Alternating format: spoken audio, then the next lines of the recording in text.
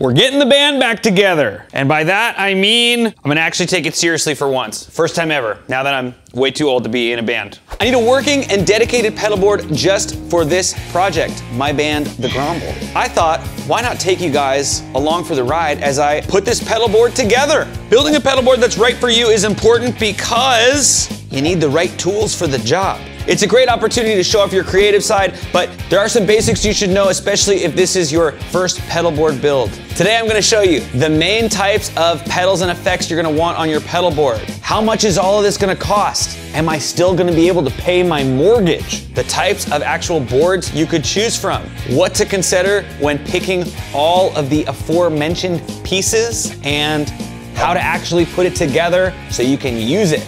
So what do we need to think of when we're constructing a pedal board? What kind of sounds do you need to make? What project are you in? Is this for your original band, your cover band? Are you really balling on a budget and you want to try and get the minimum amount of pedals to do the most with? Those are the things you want to consider because you want to map stuff out before you start buying things, especially if you're starting from ground zero, like some people might be. You also want to think about your application. Are you going to be traveling with this? Are you going to be flying with it? Are you driving a lot? Do you have a big ass car where you could transport a giant pedal board?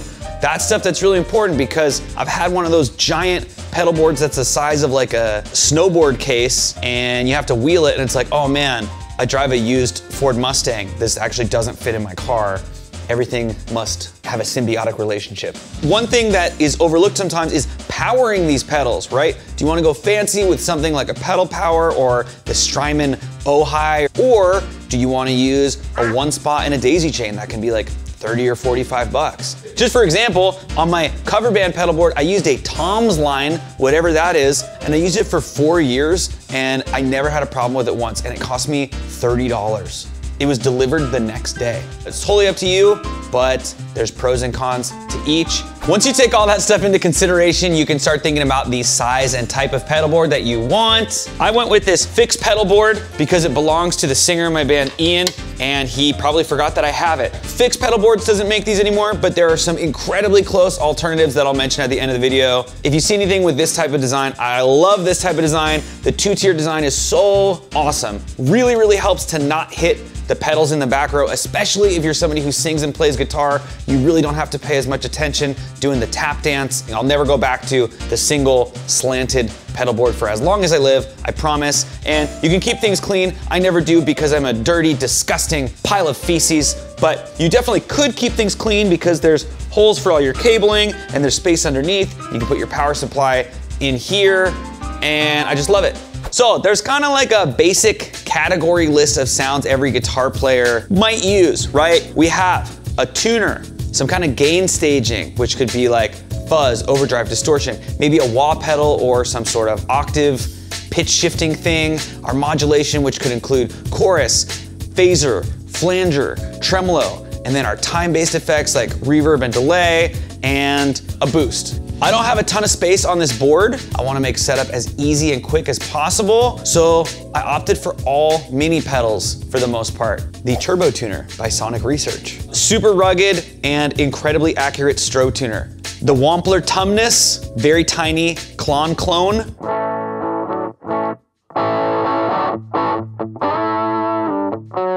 Xotic Effects SL drive. This is like a heavy Marshall influenced overdrive distortion kind of thing.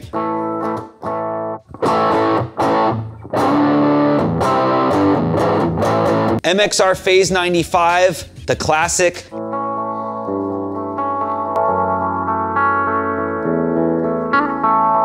The TC Electronics Corona Chorus.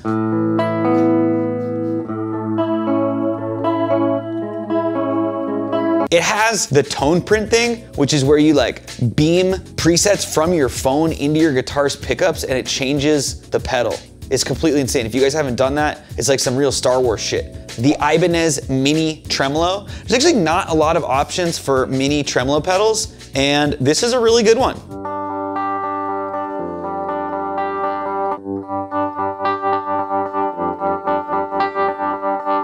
Keeley Katana Boost, classic boost, single knob.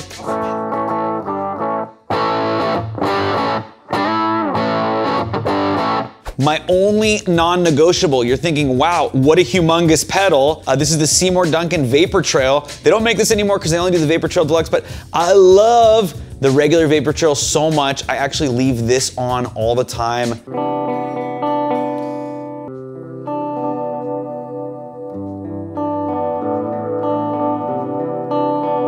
Last but not least, another TC Electronics Hall of Fame Reverb 2. You know, it's a reverb. Sounds good.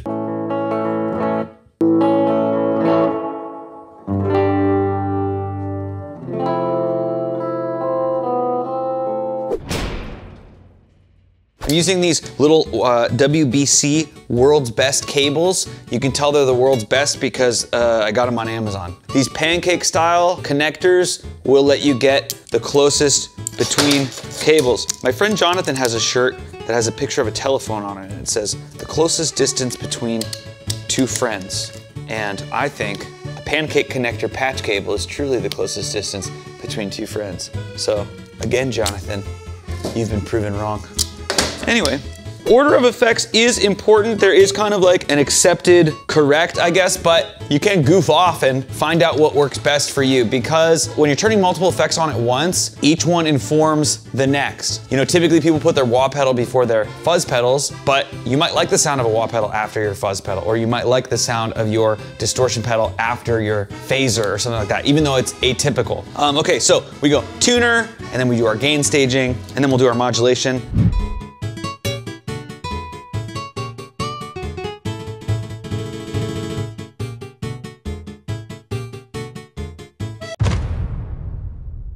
So she's all put together.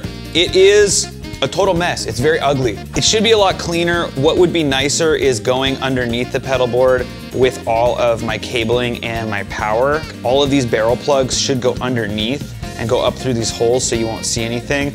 But I will clean this up in the future and get everything nice and tidy and then zip tie it underneath the board and it'll look a lot better. Other than that, really straightforward build. The only thing that I had to do, cut one of these George L's cables where you like cut your own cable and attach the ends on just to get long enough from here to here.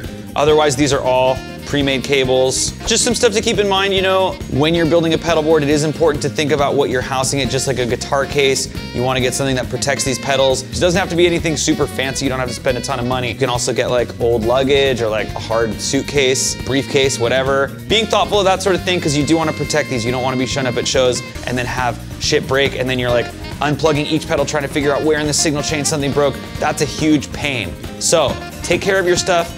Being as safe as you can is a good idea. That is my advice to you. That's everything for my original band Pedalboard. If you found that useful or helpful at all, like, comment, and subscribe for more. We're doing a lot of guitar instructional and gear instructional stuff over on Patreon, so you can find us there. If you have any questions, please ask. I'm always available. I live on the internet 25 hours a day. Goodbye.